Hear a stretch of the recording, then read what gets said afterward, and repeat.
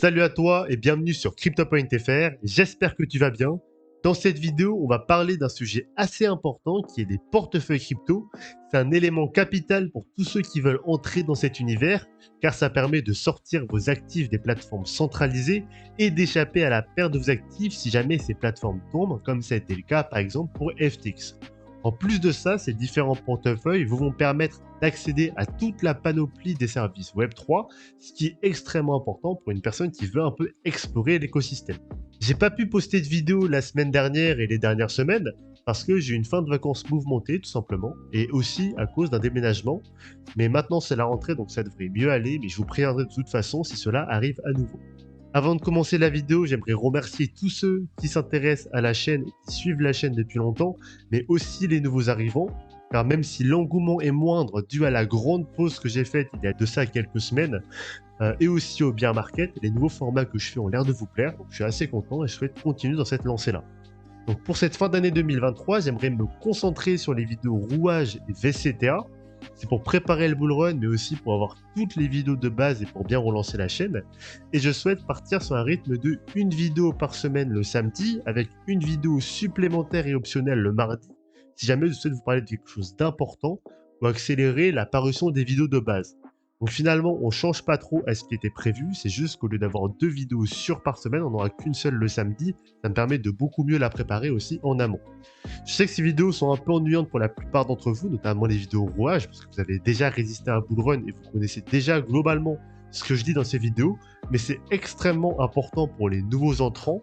Mais ne vous inquiétez pas, de toute façon, je synthétise, je simplifie tout pour que ce soit pas trop long et que vous compreniez le sujet en un seul visionnage. Et en plus de ça, ça n'empêche pas d'avoir quelques petites révisions si jamais vous n'étiez pas hyper au point sur le sujet. L'intro étant terminé, on va donc pouvoir commencer la vidéo. Comme vous devez le savoir, un portefeuille physique sert à conserver vos différentes cartes et vos monnaies dans un support que vous pouvez facilement avoir sur vous. Cela vous permet d'y avoir accès dans la vie de tous les jours sans pouvoir les perdre trop facilement ou qu'ils ne vous encombrent trop. Le point négatif, c'est qu'une personne qui va dérober votre portefeuille va s'emparer aussi de toutes les richesses qu'il contient d'un seul coup.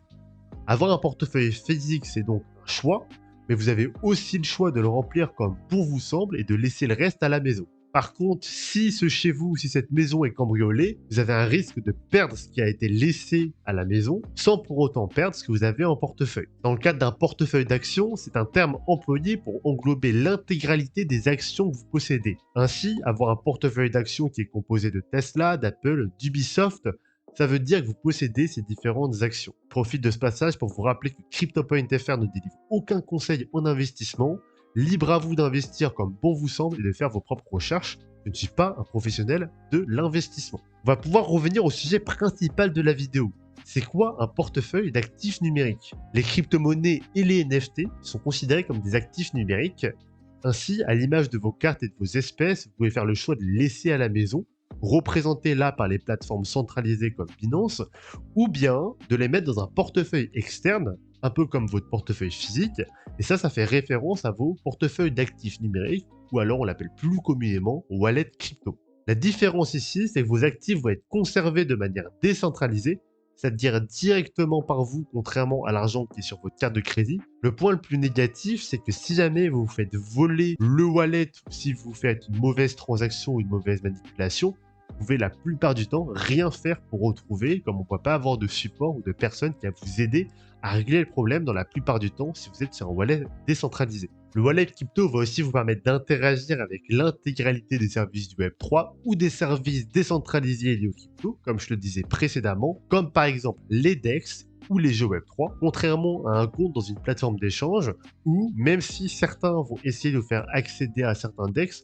on va pas avoir autant de liberté sur l'utilisation qu'on va faire de ces cryptos. En plus de ça, un wallet crypto va aussi être nécessaire dans certains cas pour ouvrir un compte ou pour interagir avec tel ou tel écosystème.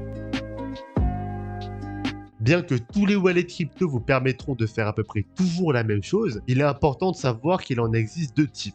les hot wallets et les cold wallets. Les hot wallets sont directement connectés à Internet, c'est donc plus risqué car ça offre aux pirates une plage d'attaque bien plus large que s'ils étaient en ligne. L'avantage de ces hot wallets, c'est que même s'ils sont moins sécurisés que les cold wallets, ils sont gratuits, ils permettent en général d'effectuer plus rapidement ces transactions qu'un cold wallet, parce qu'il n'y a pas besoin d'interagir avec de support physique. Un cold wallet est un portefeuille hors ligne qui se connecte à Internet qu'au moment d'effectuer vos transactions. Les plus connus, c'est les hardware wallets, comme les Ledger ou les SafePal par exemple. Pour faire des transactions, vous aurez normalement besoin d'interagir avec du support physique, Ledger si vous êtes un Ledger par exemple, ce qui n'est pas possible pour un hacker. Par contre, le point négatif d'un cold wallet, c'est que si vous perdez le support physique, vous devrez en racheter un autre et remettre votre clé privée dans ce dernier afin d'avoir un nouveau accès à votre portefeuille. Le cold wallet, c'est donc une solution plus sécurisée que le hot wallet, mais contrairement à celui-ci, il est payant. Il est important de noter que lorsque vous créez un wallet crypto, peu importe son type, vous allez récupérer 3 éléments. Le premier, c'est votre clé privée,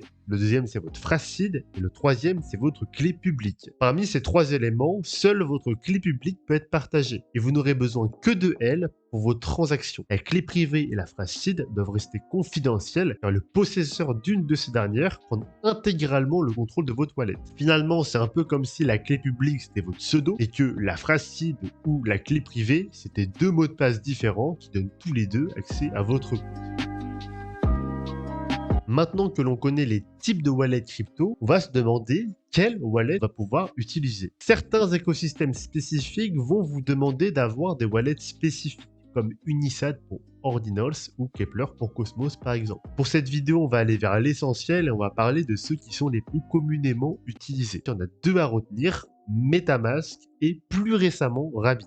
Trust Wallet est aussi un choix viable, c'est le wallet décentralisé de Binance. L'avantage ici, c'est que vous allez pouvoir interagir avec un maximum de réseaux, c'est-à-dire avec un maximum de blockchains différentes, mais aussi avoir un maximum de services compatibles avec ces wallets. Parce qu'en effet, c'est inutile d'avoir un wallet qui n'est compatible avec aucun service que peut offrir le Web3 dans ces différents réseaux. On parlera dans une autre vidéo de ces notions de blockchain et de réseau. Je sais que c'est une notion un peu compliquée pour les débutants. En plus de pouvoir supporter l'intégralité de vos cryptos dans les réseaux compatibles, un wallet crypto va aussi pouvoir contenir vos NFT. Je vous mets un lien en description qui vous permettra d'ajouter avec simplicité un réseau compatible. C'est un outil que j'utilise personnellement et qui me change un peu la vie parce que c'est un peu compliqué parfois d'ajouter certains réseaux. Petit aparté pour vous mettre un warning concernant Rabbit. Dans certains cas, il est possible que Rabbit puisse contourner la sécurité Ledger, c'est-à-dire que vous puissiez valider des transactions sans interagir avec le support physique. C'est un problème que j'ai pu observer moi-même en utilisant Rabbit, c'est pour ça que je connecte pas ma Ledger sur Rabbit personnellement. Voilà, j'ai vu de warning nulle part sur internet ou sur YouTube, donc je tiens quand même à vous le mettre ici.